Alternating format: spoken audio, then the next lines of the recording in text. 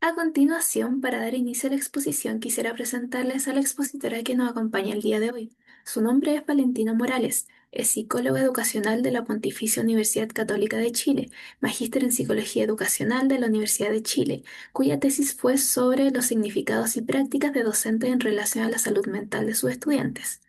Por cerca de 7 años se ha desempeñado como encargada de convivencia escolar en comunidades educativas, además de poseer amplia experiencia en inclusión y bienestar en educación superior. Dicho eso, le doy paso a Valentina para que pueda iniciar con la presentación. Bien, muchas gracias, Javiera. Bien, buenas noches a todas, a todos. Em, Queremos presentar el día de hoy un poco los titulares o esbozar las ideas principales de lo que vamos a estar trabajando en el curso que comienza la próxima semana. Para poder orientar este espacio, pensando en que seguramente varios de ustedes van a querer participar, me ayudaría mucho saber si es que pudieran quizás señalarlo hacia el final del seminario, quienes ya tomaron el curso de convivencia escolar, porque la idea es que vayamos encontrando algunos aspectos diferenciadores entre ambos cursos, ¿ok? La idea entonces es que luego de la presentación de hoy tengan una idea más clara de las cosas en las que vamos a trabajar la próxima semana, entendiendo que si bien el espacio de esta instancia es más bien expositivo, la idea es que el curso de gestión de la convivencia, específicamente en educación parvularia, también tenga, más bien va a tener protagonismo como espacio de taller, que sea un espacio para planificar, para compartir ideas y para gestionar nuestros desafíos profesionales actuales según el contexto en el cual nos estamos desempeñando. ¿Ok? Entonces, ¿qué vamos a conocer? El marco normativo aplicable a educación parvularia. Hay algunos documentos que son específicos para ese ciclo educativo y algunos que comprenden toda la escolaridad y entonces la bajada a la educación parvularia está en cómo interpretamos y cómo trabajamos esas normas y esas orientaciones. ¿Ok? Vamos a comprender también cómo podemos mirar la gestión de la convivencia educativa desde un enfoque preventivo y a través de espacios de formación para que niños y niñas, párvulos, aprendan habilidades para convivir. Y más importante que eso, cómo construimos espacios que sean propicios para el aprendizaje. Y eso va a ser muy importante. Todos estos procesos de enseñanza y aprendizaje deben estar en función de las necesidades que cada niña y niño presenta en esta etapa del desarrollo, comprendiendo sus particularidades, el desarrollo típico y el desarrollo esperado de esta edad, porque de esa manera podremos contar con la información necesaria para producir aprendizaje de la convivencia y la construcción de un espacio propicio para aprender. Y por último, no por eso menos importante, la idea es que aprendamos cómo podemos desarrollar los distintos protocolos de convivencia con estudiantes desde los 3 a los 6 años aproximadamente. Es muy común que aprendamos o que tengamos más bien en mente cómo desarrollar protocolos con adolescentes o cómo pensar, por ejemplo, en cómo este proceso está eh, atravesado o más bien el protagonismo que tienen las medidas disciplinarias, cosa que no aplica en la educación parvularia. Entonces, ¿cómo lo hacemos? Es que no podemos definir sanciones. La idea es que entonces pensemos cuáles son las ideas, ¿ok? Entonces, hay un curso que habla de convivencia en el espacio educativo. Hicimos una versión de ese en marzo y va a haber otro a fines de este semestre, pero este curso específicamente es solo desde la educación parvularia, porque vemos la necesidad de pensar en ese espacio y analizar las particularidades de este ciclo, esta etapa educativa y esta etapa del desarrollo también. ¿Cuáles son algunos de los documentos en los que se basa la propuesta del curso? Son, por ejemplo, sí, seguramente ustedes ya saben que la Política Nacional de Convivencia Educativa, que ya lleva casi 2 años de vigencia, propone distintos documentos prácticos que se llaman cartillas con ciertas bajadas específicas a aspectos puntuales de la convivencia, prevención de violencia, educación para jóvenes y adultos, participación, etcétera. Y la cartilla número 3 habla de cómo podemos aprender a convivir desde la primera infancia. Eh, Hay una propuesta teórica y práctica que sirve para quienes nos ocupamos también de trabajar en esta área. ¿Ok? Así que reitero la respuesta, este seminario y este curso es sobre convivencia educativa en educación parvularia. Hay otro espacio para, para educación, o más bien convivencia escolar de manera transversal. ¿Ok? Otro aspecto muy importante para comprender cómo producir espacios para convivir es la importancia del juego. Seguramente quienes acá son educadores de párvulos comprenden muy bien la diferencia entre actividad lúdica y juego, ¿verdad? Entonces, la idea es que comprendamos cómo producir esos distintos espacios, cómo dirigirlos, ¿ok? Eh, Cómo moderarlos, cómo adaptarlos a las características del público con el que, o más bien de las niñas y niños de estas edades, ¿ok? Em, Y por último, hay también un aspecto puntual de cómo debe ser la convivencia en la educación parvularia y cómo se intencione de manera transversal en las clases y cómo se puede integrar con el currículo. ¿Ok? Em, sí. Entonces, partamos con una propuesta general sobre la convivencia educativa, cómo se comprende de manera transversal en los espacios de aprendizaje actualmente. ¿Ya? La Política Nacional de Convivencia Escolar vigente hasta el 2023 se había publicado más bien hasta abril de 2024, se había publicado el 2019. Y ahí hablaba de convivencia escolar a nivel específico de la educación obligatoria, por decirlo de alguna manera, ¿ok? Estábamos hablando entonces que uno de los principales cambios actualmente es que la política de convivencia educativa actual comprende otros espacios no exclusivamente escolares. Ahí el cambio de nombre. Involucra también en la educación de adultos, educación especial y educación superior. La propuesta actual entonces, y en base a lo que se promulga también la ley recientemente publicada, define que la convivencia es principalmente un conjunto de relaciones y un conjunto de interacciones entre todas las personas que integran la comunidad educativa. ¿Qué significa esto? Que si nosotras pensamos una comunidad educativa como, o más bien todos los individuos de una comunidad educativa como puntos, todos esos puntos se pueden unir en distintas direcciones.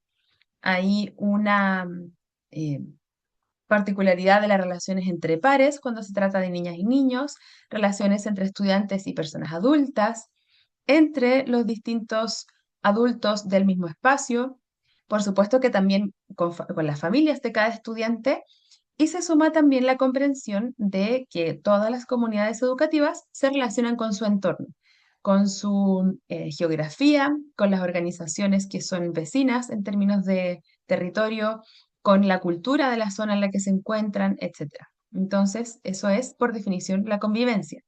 Sin embargo, el objetivo es que podamos trabajar por una convivencia en la que podamos reflexionar sobre cómo nos tratamos, cómo diseñamos estos procesos, teniendo en mente no cualquier cosa, ¿cierto? No porque estemos compartiendo un espacio significa que estamos, por definición, ya está todo resuelto, ¿verdad? Y no cualquier acuerdo es válido en cualquier comunidad. Dicho de otra forma, no porque algo sea un acuerdo significa que es una buena decisión. Entonces, hay una, la propuesta es que los principios que guían las decisiones educativas son el cuidado colectivo y la inclusión. Es decir, cuando tomamos decisiones, ya sea de política educativa o de programas educativos, o de diseñar una clase muy específica, tengo que tener en mente si acaso es coherente con la idea del cuidado colectivo o está reñida con eso. Em, Les doy un ejemplo. Un ejemplo real de mi práctica profesional actual. Estábamos hablando con un curso de enseñanza media porque los niños estaban jugando de forma muy brusca. Por supuesto que del juego brusco a molestarse y pelear, hay un límite no tan definido, ¿verdad? Cuando hablamos con los niños, le estábamos explicando que no solamente pueden terminar haciéndose daño las personas que participan de esta interacción, sino que ser testigo de una pelea también estresa al entorno. Y dentro de las respuestas de los niños encontramos algunos comentarios del tipo, pero ¿por qué le afecta a los demás si no, como que no son parte de esto? Entonces, la reflexión debe apuntar a enseñar a nuestros equipos y a las personas, estudiantes con quienes trabajamos, que sus comportamientos y sus decisiones afectan a otros, quieranlo o no. Eso es un ejemplo de un poco cómo vamos orientando nuestras micro prácticas y estas pequeñas interacciones bajo ese principio. Y el otro pilar, en términos éticos y en términos del sentido de la construcción de la convivencia educativa, es la inclusión. Cómo diseñamos el espacio para que todas las personas podamos acceder a los distintos lugares de un colegio, cómo disponemos el material para las distintas necesidades de apoyo de de las personas con las que trabajamos, cómo reaccionamos cuando alguien manifiesta un prejuicio o una idea discriminadora respecto a un grupo de personas, etcétera. El supuesto entonces es que un espacio de aprendizaje en el que hayan prácticas de cuidado mutuo y nos preocupemos por la inclusión de distintos grupos de personas, va a ser un espacio en el que vamos a aprender conocimientos, habilidades y actitudes que son fundamentales para que este modo de tratarnos impacte en la vida pública y que sea un paso para construir una sociedad democrática en la que podamos participar y en la que todas las personas se sientan parte independiente de sus características. ¿Ok? Todo lo que les estoy explicando ahora, si bien quizás tengo más en mente ejemplos de colegios, aplican a todas las etapas de la educación, obligatoria y no obligatoria también. Si hablamos de objetivos generales, podemos dar varios ejemplos, pero ¿cuál es el núcleo de estas estrategias? O más bien, cómo ir cumpliendo ese objetivo en las decisiones concretas que tomamos día a día en los espacios educativos. Seguramente ustedes como docentes o como equipo para docente o de apoyo psicosocial trabajan en torno a un plan que se diseña en algún momento del año, ¿verdad? Debemos reservar parte de nuestro tiempo para responder a situaciones emergentes, pero el otro porcentaje de nuestra jornada estamos siguiendo una hoja de ruta que hemos trazado previamente. Y esa hoja de ruta está compuesta de acciones planificadas a lo largo de un periodo académico. Podemos pensar en distintas acciones que nos hayan resultado muchas veces o que creamos que sirven para ciertos objetivos más específicos, pero quizás una buena forma de orientar y de saber si es que estamos proponiendo estrategias coherentes con el marco normativo vigente es que nos orientemos por estos puntos. La política nacional em,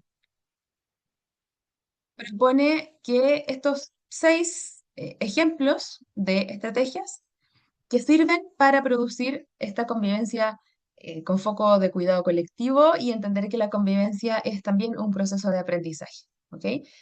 Por un lado, se espera que uno de los aspectos clave de la gestión sea abrir espacios de participación. Y va a ser muy interesante pensar en cómo hacemos que participen distintos grupos de personas, familias, estudiantes de diferentes edades y docentes. ¿Ok? Para esto es clave recordar que la participación no es solamente el contenido, es decir, no nos estamos refiriendo solo a enseñar qué es participar, sino que el modo en que yo enseño distintas cosas es a través de la participación. Es decir, yo puedo hacer una clase, puedo hacer un dictado sobre democracia o puedo hacer también que escojamos directivas de curso. ¿Cierto? Estamos hablando del mismo contenido, pero una estrategia es participativa y la otra restringe mucho más esta posibilidad. ¿Ok? Lo mismo para otras asignaturas. Yo puedo hacer nuevamente un dictado o una clase expositiva sobre las partes de una planta o puedo proponerle a mi curso que busquemos plantas que a ellos les parezcan interesantes, luego que propongas es que queremos observarlas, queremos dibujarlas, hay distintas formas, pero ese es el núcleo de esta estrategia, ¿verdad?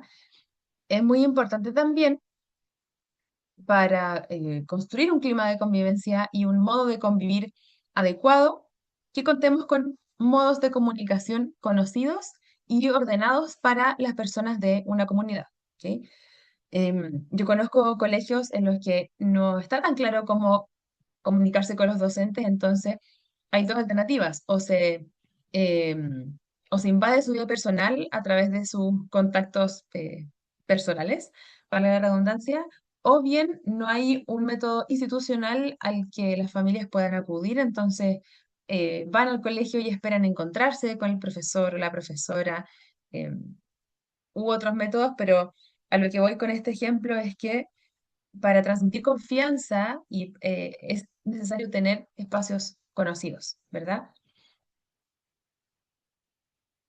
¿Qué pasa entonces con los distintos espacios em, en los que, si bien podemos siempre trabajar por la promoción y la prevención, hay que resolver problemas emergentes, ¿verdad? Es muy importante que la manera de resolver conflictos u otras problemáticas de convivencia escolar no dependan de cada individuo y no tengamos que cada vez sentarnos a decidir o más bien a pensar qué hay que hacer, sino que contemos con procedimientos conocidos, publicados en nuestro reglamento y con pasos claros. ¿Ya? Esto aplica para cualquier espacio. Es decir, si bien cada situación específica va a ser única en el sentido de que las personas que participan son diferentes y tienen una historia particular y características únicas, los fenómenos de la convivencia educativa sí se pueden ordenar en torno a categorías. Entonces, para todas esas categorías de problemas, por ejemplo, conflicto entre pares, agresiones o acoso escolar, puedo tener un procedimiento predeterminado, diferentes entre sí y con pasos suficientemente claros como para implementarlo eh, sin necesidad de dedicar demasiado tiempo a pensar cuál es el paso siguiente. ¿Ok? En ese sentido, y respondiendo a este aspecto de la definición de la relación con el entorno, es muy importante también establecer redes con el territorio. Ahí, como decía alguien en el chat, los profesionales, los y las profesionales del trabajo social son muy hábiles en eso, en entender cómo apoyarse entre instituciones para construir espacios seguros, para construir procesos de aprendizaje comunitario también.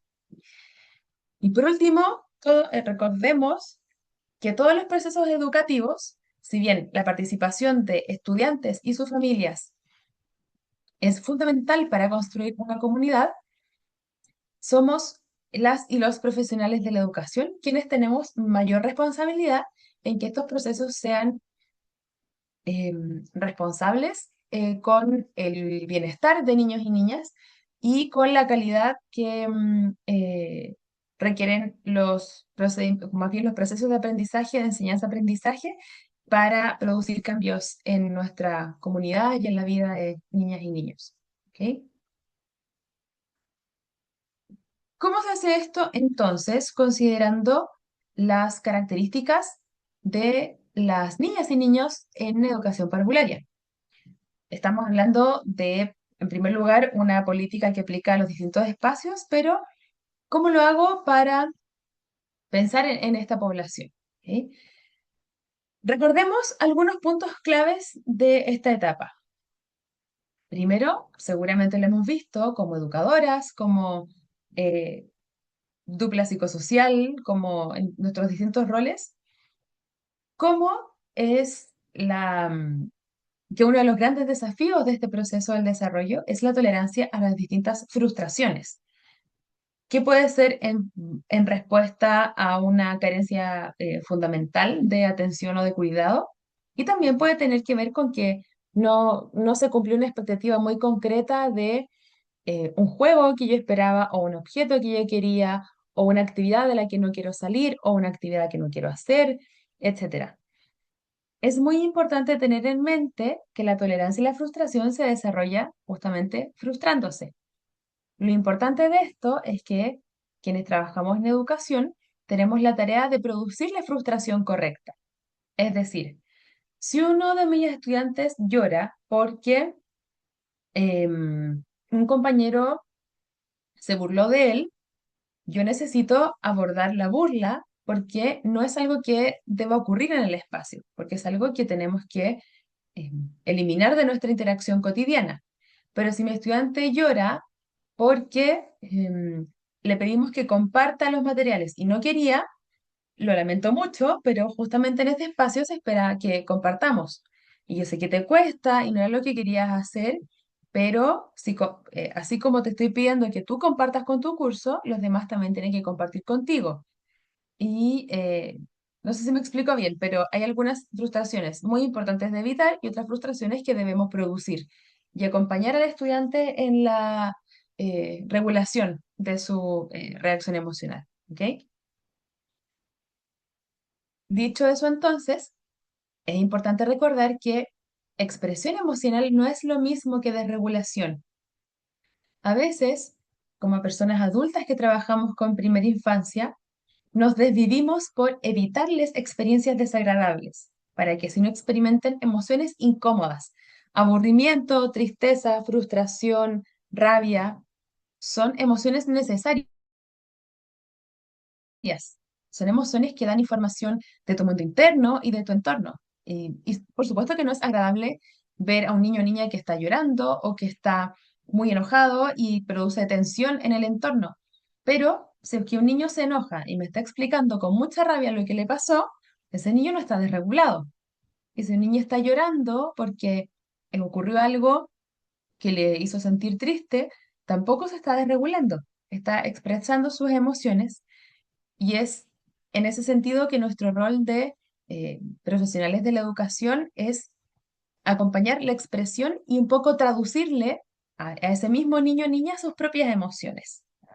Eh, Cuando conversamos con niñas y niños tan pequeños, a veces, por ejemplo, si es que vemos que están llorando y les preguntamos por qué, muchas veces nos van a decir que no saben. Y en este caso suele ser una respuesta genuina. Y ahí nuestro abordaje como adultos de ofrecer alternativas y tratar de explicarles lo que les pasó. A lo mejor estás triste porque hay algo que no te resultó. ¿Me quieres mostrar tu trabajo? O estamos en recreo y estás acá sentado. Quizás estás triste porque no encontramos a nadie con quien jugar. Y en ese sentido, como dice aquí el tercer punto, cuando acompañamos el desarrollo del lenguaje, estamos también permitiendo la regulación de las emociones. Un poco permitir este diálogo con tu propia experiencia, como un poco mirándonos, como si nos estuviéramos mirando en el espejo, eh, a medida que vamos desarrollando vocabulario para expresar lo que nos pasa y para comprender lo que otros nos dicen, estamos de alguna forma aprendiendo o desarrollando alternativas de reacción cuando se trata de regular nuestras emociones. ¿Ok? Y es muy importante en esa línea recordar que hay conductas que son esperables en distintas etapas del desarrollo, ¿ya? Una pataleta en primero medio es profundamente preocupante, pero en kinder todavía puede pasar y está bien y hay que de alguna forma comprender el contexto y dar el espacio. Así que el logro adecuado de las habilidades socioemocionales en esta etapa no son el, el- el desarrollo completo, ¿ya? Eh, ¿Por qué comento esto? Porque me acuerdo que una vez una mamá me dijo que le estábamos entregando el informe como el informe de fin de año de evaluación general y los indicadores hablaban como de desarrollo bueno, muy bueno de distintas conductas, ¿verdad? Y la semana anterior algo le habíamos comentado sobre que su hija había tenido un problema con unas compañeras, habían peleado por algo y se habían molestado mucho. Entonces la mamá decía, ¿cómo me puedes decir que mi hija tiene problemas y luego me estás entregando este informe que dice que el desarrollo es bueno o muy bueno?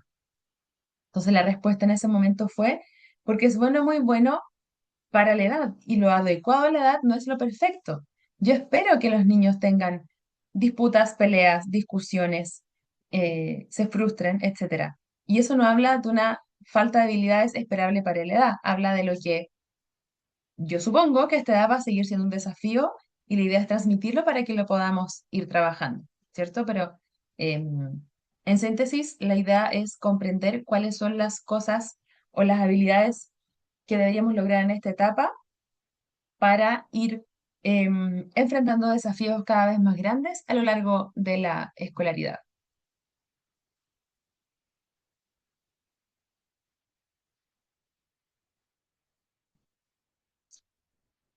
Hablamos de lo que tenemos que aprender y hablamos de cómo son las personas que estarían aprendiendo en este espacio. Y cabe ahora preguntarse por el cómo. ¿Cómo podemos aprender estas distintas habilidades? ¿Cómo podemos aprender a frustrarnos, aprender a compartir? Y uno de los núcleos del proceso de aprendizaje y una de los ejes que articulan las bases curriculares en educación parvularia es la importancia del juego. Desde distintas perspectivas, ajá, podemos ofrecer diferentes explicaciones. En primer lugar, hablamos en principio de la diferencia entre una actividad lúdica y el juego, ¿cierto? Porque el juego es una actividad que, por definición, es agradable, em, es voluntaria y surge de manera espontánea en distintas circunstancias y con los objetos más diversos que nos podamos imaginar. El juego es una necesidad fundamental del desarrollo. Es el modo de estar en el mundo para los niños y niñas y por eso no requiere de una planificación necesariamente, sino que al revés, a veces es incluso la necesidad de juego algo que interfiere con las actividades planificadas cuando no lo tengo en mente, o más bien cuando lo que yo propongo como actividad planificada dista mucho de lo que los niños harían de manera espontánea, ¿cierto? Entonces, eh, seguramente les ha pasado que estamos en clases y tenemos alguna interrupción más bien larga o nos demoramos, no prende el computador, no tengo las guías, las tengo que ir a buscar y no tiene que pasar tanto tiempo para que mi curso invente algún juego en ese momento, ¿verdad? Y es por eso que entonces uno de los artículos de la Convención de los Derechos de los Niños y Niñas habla justamente del derecho al juego, entendiendo que deben jugar en espacios libres de discriminación, en los que se les permita participar y que estemos a disposición de las acciones que resguardan el interés superior del niño en los distintos espacios de los que participa. ¿Ok? Eh, es muy importante contar con espacios dedicados al juego y por eso también están integradas en las bases curriculares de la educación parvularia. Entonces, si es que recordamos la política de convivencia educativa transversal, una de las estrategias importantes era la participación. El juego entonces viene a ser uno de los métodos que permite participar, que permite hacer uso del espacio, proponer reglas, plantear mi identidad frente a otros, transmitir mis intereses, dialogar con otras personas. Todas esas acciones son modos de participar. Y sobre todo porque si es que el juego no está propuesto por una persona adulta, necesariamente tenemos que tomar decisiones y aprender a escucharnos, etc. Si nuestro rol entonces no es decidir sobre el juego, lo que debemos hacer es principalmente resguardar las condiciones necesarias para poder jugar de forma segura. No me refiero solamente a la seguridad de la infraestructura, sino que al tipo de reglas que estamos validando en nuestro espacio, ¿verdad? Em, y es por eso que en torno a cómo se juega, es importante establecer diálogos con niños y niñas con el encuadre que a los adultos nos parezca adecuado, pero con margen para definir acuerdos y negociar con niñas y niños. Si entendemos entonces el juego como el modo habitual de aprender y el modo habitual de participar y el escenario en que producimos conflictos para aprender a resolverlos y frustraciones para aprender a tolerarlas, estamos hablando de un nivel de gestión preventivo y de promoción. Pero hay un nivel de gestión que tiene que ver con resolver problemáticas que están surgiendo y que no puedo dejar desatendidas. Entonces, lo que les propongo acá es el núcleo de cualquier proceso de indagación o de cualquier protocolo de convivencia en cualquier espacio entre distintos em, pares, en distintas edades, me refiero. Todo protocolo de convivencia inicia con un proceso de indagación. Es decir, a mí me pueden decir, profesora, mi compañero me está molestando, em, y tú puedes decir, ok, eso es lo que tú me estás contando, vamos a ver entonces qué puedo encontrar en otras fuentes. Le pregunto a la persona acusada, a los testigos, a sus docentes. Me preocupo también de observar este espacio para ver qué encuentro, etcétera. ¿Ya? En base a eso, puedo definir qué estoy mirando, en el sentido de si es un problema de responsabilidad bilateral, es un fenómeno de acoso escolar u otro tipo de problemática. Y es en función de eso que yo voy a definir cuál va a ser mi plan de acción, que idealmente comprende acciones específicas en distintos espacios de la vida escolar o de la rutina. ¿A qué voy con esto? Que si yo veo que hay un problema de acoso escolar y mi única intervención es un consejo de curso, mi impacto va a ser muy bajo. La idea es tratar de buscar cómo modificar distintas instancias y distintas em, relaciones de las que participan las personas involucradas en esta problemática. Que mi plan implementado sirva o no es algo que yo tengo que activamente buscar. No solamente contentarme con saber que lo completé, sino que poner atención en lo que estoy viendo, qué cosas nuevas están surgiendo, o si acaso mi preocupación inicial desapareció luego de realizar las acciones comprometidas. ¿Ok? Recordemos entonces que en educación parvularia no aplican las medidas disciplinarias, sino que medidas formativas. Y eso en realidad, cuáles son concretamente, va a depender de la problemática y de las personas con las que estoy trabajando. Por ejemplo, un ejemplo muy concreto. Si un niño rompe el juguete de otro compañero, una medida formativa reparatoria básica es que pueda reponerlo de alguna manera, o pedirle disculpas, o trabajar de alguna forma con la familia. El objetivo de las medidas formativas es abrir un espacio de aprendizaje para que la conducta inadecuada no se vuelva a repetir. Dicho de otra forma, para que aprendamos lo que no sabíamos antes de cometer el error que cometimos, ¿verdad?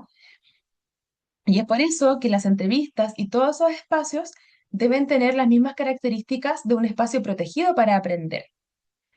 No se trata de cuidar a la persona agredida y atacar o más bien señalar al agresor, sino que tanto personas que agreden como que reciben las agresiones son niños y niñas que tienen derechos a aprender y cuyo proceso de aprendizaje es de hecho nuestra eh, responsabilidad.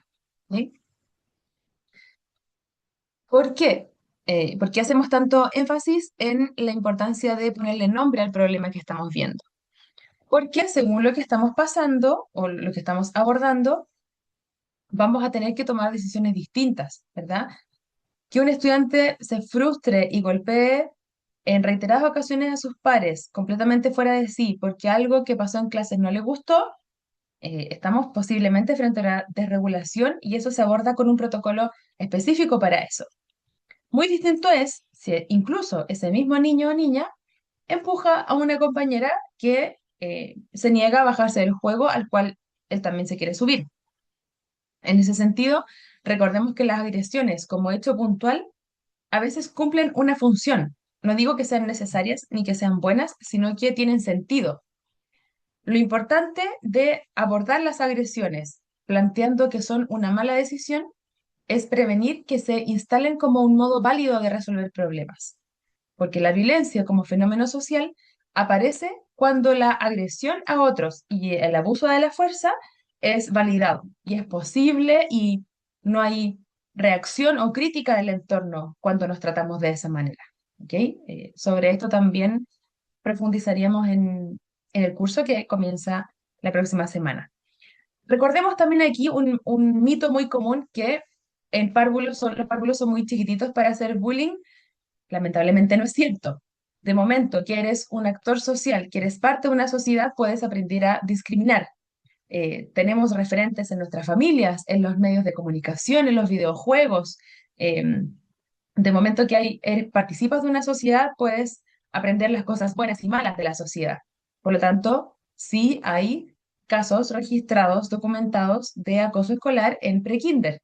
Entonces, ¿por qué planteo esto? Porque si hay algo que nos parece eh, imposible, no vamos a pensar en que las señales que estamos viendo nos llevan a eso, ¿ya? Entonces, si es que pensamos que puede estar pasando, vamos a estar más atentos también a eso.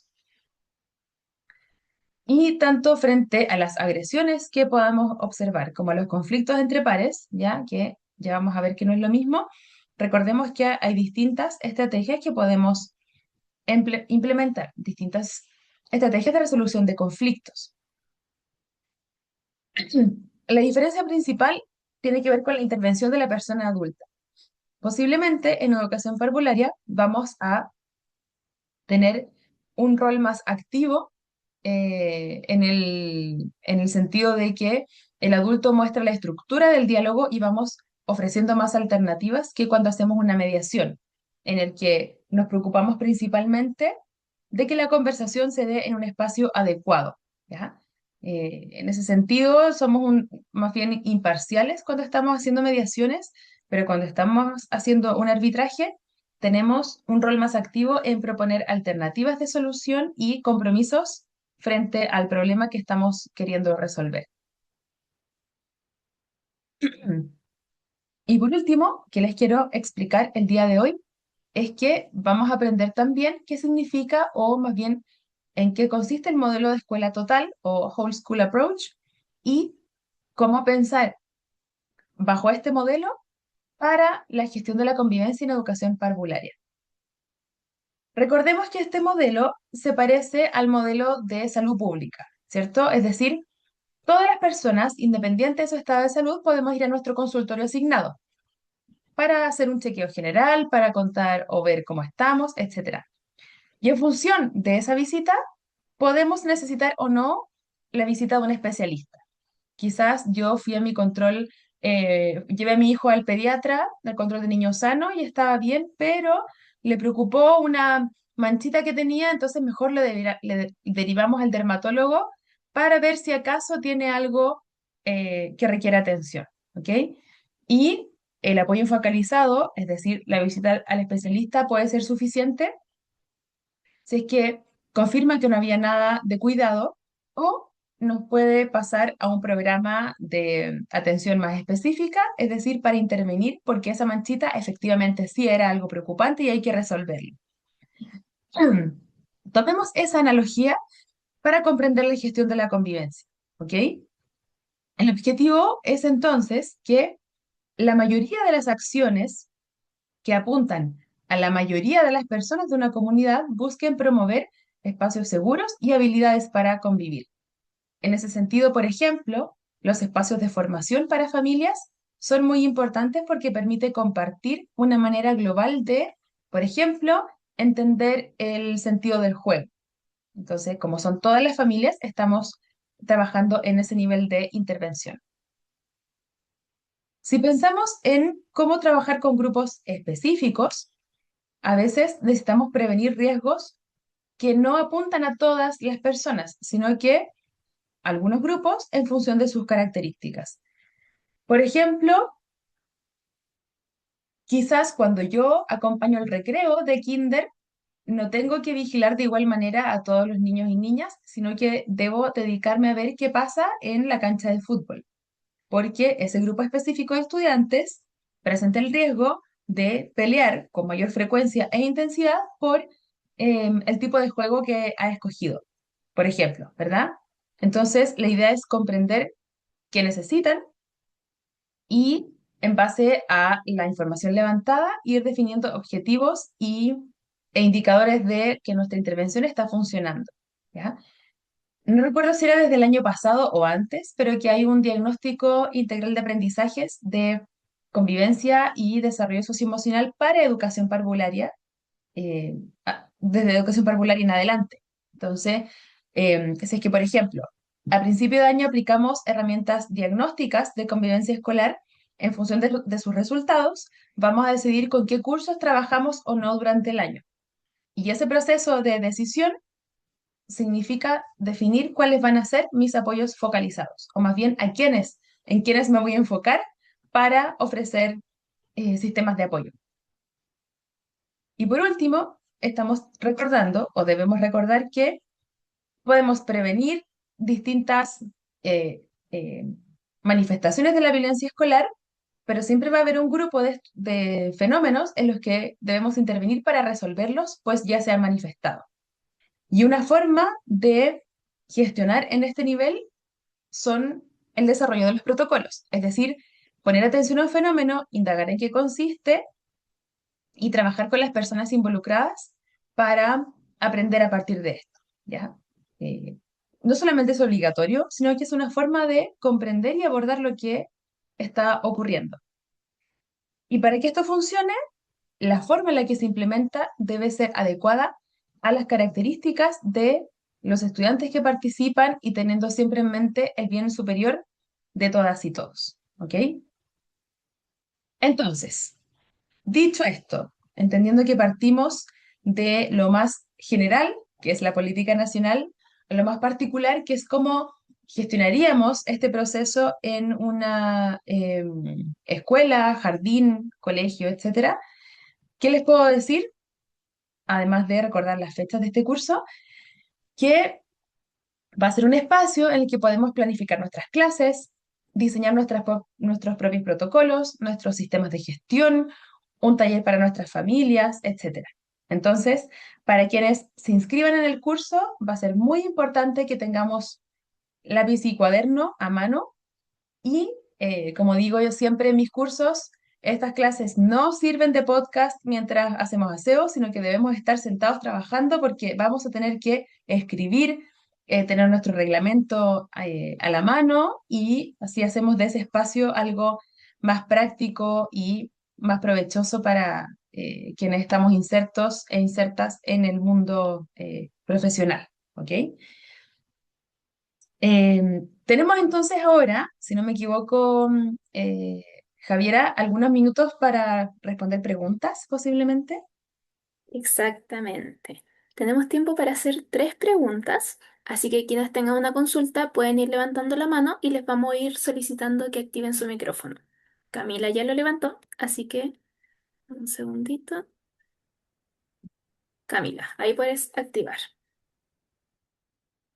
Hola, buenas noches a todas. Camila Velázquez de la ciudad de Calama, ya una Hola, ciudad Camila. que ha sido bastante afectada por el tema de la convivencia escolar durante estos días, bastante criticada también. Y Mm. debido a eso, bueno, soy la nueva encargada de convivencia escolar en mi establecimiento y mi preocupación principal es se promulgó una nueva ley de convivencia escolar. Para el próximo seminario me imagino a lo mejor que no vamos a tratar estas políticas, pero en algún momento se va a dar la instancia de hacer, a ver, porque sé que vienen varias medidas dentro de que no aplican a educación parvularia, pero otras sí, que como que se actualice la nueva política con la ya existente para poder tener como un nexo más claro o que ustedes como ADIPA lo puedan implementar, porque la verdad es que es bastante extensa, no aplica todo para nosotros, pero sería súper interesante que alguien nos pudiera orientar, porque lamentablemente educación parvularia siempre somos como los alejados, lo que queda y arréglatelas como puedas, actualiza como pueda y la verdad es que estas cosas son súper importantes. Mm. Sí, bueno, de hecho, por eso el sentido de este curso, porque existe el de convivencia escolar eh, transversal, por decirlo de alguna forma. Lo hemos dictado varias veces. La siguiente versión, si no me equivoco, es en junio, empieza a fines de junio, si no me equivoco, y está actualizado según la ley que se promulgó este año, porque la política se lanzó antes, pero la ley se trabajó desde la misma fecha, entonces son coherentes, o al menos responden como al mismo proyecto. Así que la respuesta es sí, solo que no ahora. Ya faltaba un poco para eso todavía. Pero en educación parvularia está, por supuesto, eh, basada en eso y por eso soy muy enfática en este curso es un espacio de trabajo, ¿ya? Porque una clase expositiva no solamente es lo más fome que hay, sino que además no nos sirve, porque no podemos hacer preguntas, no podemos compartir ideas, así que ese es lo que queremos hacer a partir de la próxima semana en este curso. Súper. Ahora vamos a ir con Alex. Alex, ahí puedes activar tu micrófono. Muchas gracias. Muy buenas noches a todos. Súper interesante todo lo que nos has comentado en esta noche. Tengo algunas preguntas que están bien relacionadas con el caso que Dexy dejó en el chat. Ahí una de las colegas responde que lo que aplica en el caso de un niño de medio menor que eh, está golpeando a sus compañeros, está mordiendo también, está escupiendo, y no solo eso, sino que además está teniendo conductas violentas con la asistente de párvulos, con la educadora de párvulos, con el equipo de convivencia escolar, incluso hasta con el psicólogo. Nos preocupa un poco el, el abordaje hacia el grupo de curso, entendiendo que el niño presenta, claro, algunas desregulaciones emocionales, pero más que desregulaciones emocionales, tiene algunas conductas violentas que desde la casa, en las entrevistas que hemos tenido con, con la familia, nos damos cuenta que hay un problema de límites en casa. Entonces, por mucho que intentamos activar los protocolos, la familia no ha respondido a los compromisos de acompañamiento en el colegio, estamos aplicando reducción de jornada, la familia tampoco llega a la hora en la que acordamos, y entonces Mm. como, claro, derivamos al OML, eh, pero también estamos en esta espera de qué hacemos en el intertanto de esta organización eh, haciendo intervención directa con la familia y con el niño. Como, ¿qué Mm. podemos hacer en el intertanto? Mm. Mira, efectivamente la derivación a OPD, por ejemplo, o los otros organismos, son la acción que corresponde desde la perspectiva de protección de derechos, ¿cierto? Porque eh, cuando hay una necesidad tan básica del desarrollo y las familias no están respondiendo, es una forma, entre comillas, como de acusar a la familia. Ahora, si es que hay, perdón, sí, OLN. Entonces, eso por un lado, y eso ya lo han activado. Al mismo tiempo, si es que hay una dificultad para que la familia efectivamente adhiera a los compromisos establecidos, yo propongo consultar a una persona de encargada de mediación a la superintendencia para solicitar, no recuerdo bien el nombre de la figura, pero es como un espacio de mediación entre el colegio o entre el establecimiento y la familia, en el que los acuerdos que ahí se establecen tienen mayor peso que el que se hace solamente de forma directa con el establecimiento. Entonces, esa es una figura que suelen activar mucho las familias cuando hacen o solicitan una denuncia a un establecimiento, pero como establecimientos también podemos pedir ese espacio para asegurar el compromiso de las familias.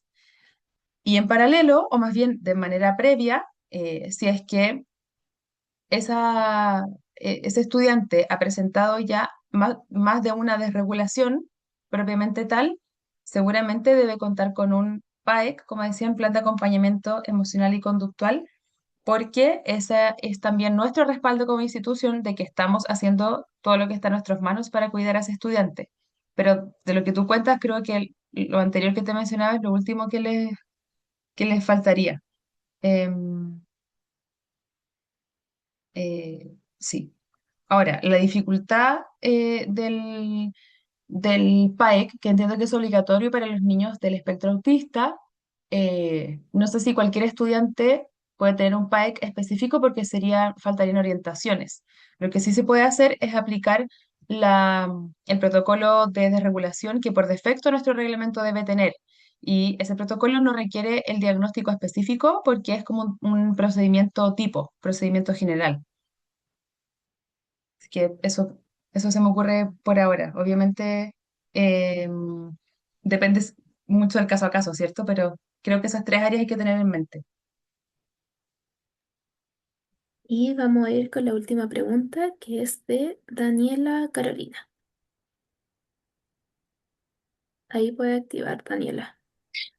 Hola, buenas tardes. Mire, quería hacer una consulta más que nada sobre el curso que estaría empezando la próxima semana, también como en la línea de la pregunta anterior, si en el curso se verá esta situación claro, de alumnos que entran por una situación, está involucrado con vivencia escolar y se deriva a la OLN, o si es que hay situaciones donde está involucrado con vivencia escolar, ya sea por bullying o por otra situación entre alumnos, donde ambos o uno de los alumnos cuente con una medida de protección y esté siendo visualizado por el servicio de protección. Si esta es como una línea o una temática que se va a tratar dentro del curso. Lo pregunto más que nada porque, bueno, yo trabajo en el área educativa de un programa del servicio de protección, entonces he trabajado con gente de convivencia escolar en distintas escuelas. Mm. Si entiendo bien la pregunta, son áreas que no, como que no compiten entre sí o no se topan, porque dicho de otra forma, no hay ninguna característica ni situación de un estudiante que lo haga quedar al margen de los protocolos de convivencia. Lo que hay y la forma en la que conversan ambas áreas es que cuando un estudiante comete una falta relacionada con el ámbito de las relaciones interpersonales, uno de los atenuantes al momento de definir medidas disciplinarias es la situación personal del estudiante. Entonces, por ejemplo, supongamos que hay un niño que está derivado a redes externas por una situación de maltrato en su familia y el daño que esto produce explica sus conductas agresivas. Por ejemplo, ese principio explicativo implica que tiene menos responsabilidad y por lo tanto no va a recibir la medida disciplinaria más severa. Pero lo que dice la ley actual es que lo obligatorio es la medida formativa. Por lo tanto, que esté siendo acompañado por esta red externa no impide que respetemos el protocolo de convivencia que tenga nuestro colegio. No sé si te respondí la pregunta.